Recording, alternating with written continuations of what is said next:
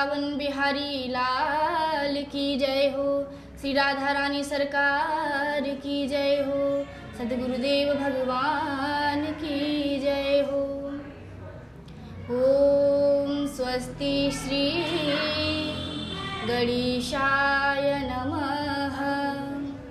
ओम स्वस्ति श्री राधा कृष्ण चरण कमलेभ्यो नमः। ओम स्वस्ति श्री गुरुदेव चरण कमलेभ्यो नमः। ओम स्वस्ति श्री मातृपितृ चरण कमलेभ्यो नमः। ओम स्वस्ति श्री कुलदेवताभ्यो नमः। लंबोदरं परमसुन्दरमेकदन्तं रक्तांबरं त्रिनयनं परमं पवित्रम् उद्यदिवाकरकरोज्ज्वलकायकान्तं विघ्नेश्वरं सकलविघ्नहरं नमामि। नारायणं नमस्कृत्य नरं चैव नरोत्तमं देवीं सरस्वतीं व्यासं ततो जयमुदीरयेत्। ध्यानमूलं गुरुमूर्ति पूजामूलं गुरुपदं मन्त्रमूलं गुरुवाक्यं मोक्षमूलं गुरुकृपा। जय जय श्री राधा रमण जय जय नवल किशोर जय गोपी चित चोर प्रभु जय जय माखन चोर। राधे मेरी स्वामिनी मैं राधे जुकी दास जन्म जन्म मोहि दीजियो श्री वृंदावन को वास। बुद्धिहीन तनु जान के सुमिरो पवन कुमार बल बुद्धि विद्या देहु मोहि हरहु कलेश विकार।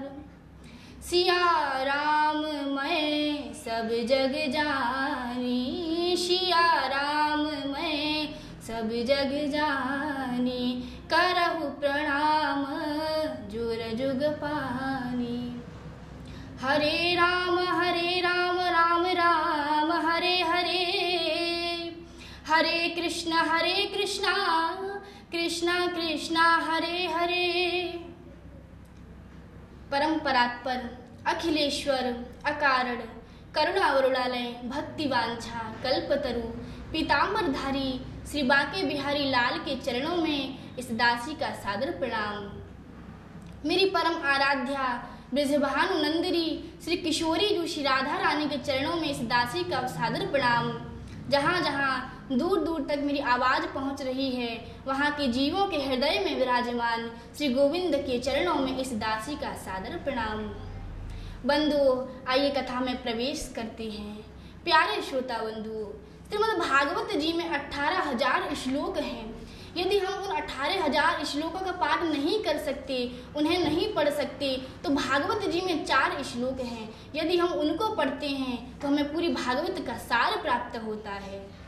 वह श्लोक हैं अहमेवा समेवाग्रे नान्यद यत् सदसत्परं पश्चादहं यदेतच्च योऽवशिष्येत सोऽस्म्यहं ऋतेर्थं यत् प्रतीयेत न प्रतीयेत चात्मनि तद्विद्यादात्मनो मायां यथा भासो यथा तमः यथा महान्ति भूतानि भूतेषु च वचेष्वनु प्रविष्टान्यप्रविष्टानि तथा तेषु न तेष्वहम् एतावदेव जिज्ञासं तत्त्वजिज्ञासुनात्मनः अन्वयव्यतिरेकाभ्यां यत् स्यात् सर्वत्र सर्वदा। प्यारे श्रोता बंधु, ये 4 श्लोक विष्णु जी ने ब्रह्मा जी को और ब्रह्मा जी ने नारद जी को और नारद जी ने वेदव्यास जी को प्रदान किए। बंधुओं, यदि हम इन 4 श्लोकों को पढ़ते हैं तो हमें पूरी भागवत का सार प्राप्त होता है। प्यारे श्रोता बंधुओं, भागवत जी के महात्म के प्रथम अध्याय का प्रथम श्लोक है, उसे हम गाएंगे। सच्चिदानंद रूपाय विश्वोत्पत्त्यादि हेतवे तापत्रय विनाशाय श्री कृष्णाय वयं नुमः। प्यारे श्रोता बंधु, इस श्लोक में भगवान की 3 चीज़ों का वर्णन किया गया है। भगवान के स्वरूप का वर्णन किया गया है, भगवान की कृपा का वर्णन किया गया है, भगवान की क्रियाओं का वर्णन किया गया है। अब भगवान के आनंद स्वरूप के बारे में जानते हैं। या देवी सर्वभूतेषु चितिरूपेण संस्थिता नमस्तस्यै नमस्तस्यै नमस्तस्यै नमो नमः। प्यारे श्रोता बंधुओं, जब वो परमात्मा देवी के रूप में आता है तो वह चिति कहलाता है। अब प्रभु के आनंद के बारे में जानते हैं। भगवान के स्वरूप को देखकर, भगवान की कथाओं को श्रवण करके, भगवान के भजन को श्रवण करके जो हृदय में आनंद आता है वही परमानंद आनंद स्वरूप कहलाता है। सत कहिए जो विमसे नाही, सत कहिए जो विमसे नाही, चित चैतन्य सकल घट माही, आनंद घट घट करे आनंदा, ताको नाम सच्चिदानंदा। अब भगवान की क्रियाओं का वर्णन करते हैं। विश्वोत्पत्त्यादि हेतवे, उत्पत्ति पालन संहार। उत्पत्ति कौन करते हैं? उत्पत्ति श्री ब्रह्मा जी करते हैं, पालन विष्णु जी करते हैं और संहार शिव जी करते हैं। ये तीनों कार्य तीनों देव करते हैं। जैसे एक किसान जब खेत में बुआई करता है तो वह ब्रह्मा जी का कार्य करता है, निराई गुड़ाई करता है, तब वह विष्णु जी का कार्य करता है, और जब वह फसल को काटता है तब वह शिव जी का कार्य करता है। इसी प्रकार भगवान तो एक ही है पर भगवान के कार्य अलग अलग हैं। तापत्रय विनाशाय दैहिक दैविक भौतिक तापा, दैहिक दैविक भौतिक तापा। भगवान इन 3 तापों का विनाश करते हैं। और बंधुओं, भगवान जीवों पर अपनी अनवरत कृपा भी बरसाते हैं। परंतु कुछ लोग कहते हैं कि प्रभु तो हमारे ऊपर कृपा करते ही नहीं, हमें तो कृपा का अनुभव होता ही नहीं। अरे प्यारे, जब आप बरसात में जाते हैं तो छतरी लगाकर जाते हैं। अब आप कहें हमें तो बरसात का अनुभव हो ही नहीं रहा, हमें तो बरसात का अनुभव हो ही नहीं रहा, तो प्यारे, जब तक तुम उस छतरी को नहीं हटाओगे तब तक आपको बरसात का अनुभव नहीं होगा। उसी प्रकार हमने अपने ऊपर अभिमान रूपी छतरी लगा रखी है। जब हम इस छतरी को अपने ऊपर से हटाएंगे तब हमें प्रभु की कृपा का अनुभव होगा। उनकी कृपा में कोई कमी तो नहीं, उनकी करुणा में कोई कमी तो नहीं, पात्रता में हमारी कमी रह गई, उनकी क्षमता में कोई कमी तो नहीं, उनकी ममता में कोई कमी तो नहीं, उदारता में हमारी कमी रह गई, उनकी कृपा में कोई कमी तो नहीं, पात्रता में हमारी कमी रह गई। श्री कृष्णाय वयं नमः। ऐसे परमात्मा को, ऐसे प्रभु को हम सभी मिलकर प्रणाम करते हैं। वयम का अर्थ होता है हम सब मिलकर। बंधुओं, केवल श्रोता ही भगवान को प्रणाम नहीं करते, वक्ता भी भगवान को प्रणाम करते हैं। केवल श्रोता ही कथा श्रवण करके अपने कर्णों को पवित्र नहीं करते, वक्ता भी कथा कहकर अपने मुखारविंद को पवित्र करते हैं। श्री तुलसीदास जी रामचरितमानस में लिखते हैं, श्रोता वक्ता ज्ञान निधि कथा राम के गुण। कहते हैं कि भागवत जी की परंपरा बड़ी विचित्र है। आपने अक्सर देखा होगा कि जो व्यास लोग होते हैं, जो वक्ता होते हैं, वही श्रोताओं को आशीर्वाद देते हैं। क्या आपने कभी श्रोताओं को व्यास को आशीर्वाद देते हुए देखा है? नहीं।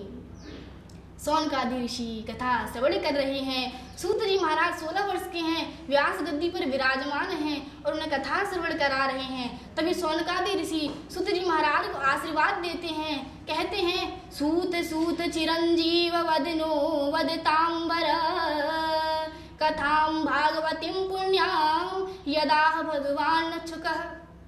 हे सूत जी महाराज, आप चिरंजीवी होवें, आपकी आयु लंबी होवे, आप हमें इसी तरह कथा श्रवण कराते रहें, यह आशीर्वाद हम सभी आपको देते हैं। प्यारे श्रोता बंधु, आइए नैमिषारण्य की पावन पवित्र धरा पर चलते हैं, जहाँ 88,000 ऋषि अपने हृदय में कथा श्रवण करने की इच्छा से बैठे हुए हैं और सूत जी महाराज व्यास गद्दी पर विराजमान हैं। बंधु, नैमिषारण्य चित्र इतना पावन पुनीत क्यों है? क्योंकि एक बार की बात है, सभी ऋषियों के, सभी संतों के हृदय में इच्छा जागृत हुई कि हमको ऐसा स्थान मिले हमें जहाँ हम जप तप तपस्या आदि करें। परंतु तभी उन्होंने पूरे पृथ्वी मंडल का भ्रमण किया, परंतु उन्हें कोई ऐसा स्थान नहीं मिला। तब वह ब्रह्मा जी के पास गए। ब्रह्मा जी से कहते हैं, ब्रह्मा जी ने कहा आप चिंता न करें। ब्रह्मा जी ने मनोमय नामक एक चक्र छोड़ा और कहा यह चक्र जहाँ जाकर रुक जाए उसे ही आप पावन पुनीत मानना और वहीं आप भजन सत्संग दया दान जप तप आदि करना। तभी वह चक्र नैमिषारण्य की धरा पर गया और उस चक्र की जो नोक थी वह उस धरा में जाके धंस गई और उन्होंने उस क्षेत्र को ही, नैमिषारण्य को ही पावन पवित्र मानकर 6 शास्त्र 4 वेद 18 पुराणों का अध्ययन किया, श्रवण किया। इसका नाम चक्र तीर्थ भी है, क्योंकि चक्र की जो नोक थी वो धसी थी, इसलिए इसे चक्र तीर्थ भी कहते हैं। पंडितों विद्वानों का कहना है कि नीम का अत्यधिक घना जंगल होने के कारण इसे नैमिषारण्य भी कहा जाता है। नैमिषारण्य सभी में दूल्हे के समान है, सभी तीर्थों में दूल्हे के समान है। तीर्थ नैमिष विख्याता अति पुनीत साधक सिद्धिदाता नैमिषेषु तमासीनमभिवाद्य महामतिं कथामृत रसास्वाद कुशलः शौनको ब्रवीत। श्री शौनकादि ऋषि कथा श्रवण कर रहे हैं, सूत जी महाराज कथा श्रवण करा रहे हैं। तभी शौनकादि ऋषि सूत जी महाराज से प्रश्न करते हैं, अज्ञान ध्वांत विध्वंस कोटि सूर्य समप्रभ सूताख्या ही कथा सारम मम कर्ण रसायनम। हे सूत जी महाराज, आपका ज्ञान तो अंधकार को, अज्ञान को नष्ट करने वाला है। आप हमें कथा नहीं, कथा का सार श्रवण कराइए, इससे हमारे अंदर जो राग द्वेष हैं वो सभी समाप्त हो जाएं। तब सूत जी महाराज कहते हैं कि मैं आपको श्रीमद् भागवत श्रवण कराऊंगा, तो सभी कथाओं का सार है और भागवत जी कथा श्रवण कराऊंगा। और कहते हैं यह घोरे कलौ प्रायो जीवश्चा सुरतां गतः क्लेशाक्रांतस्य तस्यैव शोधने किं परायणम्। शौनकादि कहते हैं कि इस घोर कलयुग में जीव आसुरी स्वभाव का हो गया है। क्या इसके लंबे लंबे दांत, लंबे लंबे सींग निकल आए हैं? तब सूत जी महाराज कहते हैं नहीं, इनके लंबे लंबे दांत, लंबे लंबे सींग नहीं निकले, ये अपने स्वभाव से गिर चुके हैं, अपने स्वभाव के कारण आसुरी स्वभाव के हो गए हैं। बोले श्री वृंदावन बिहारी लाल की जय हो।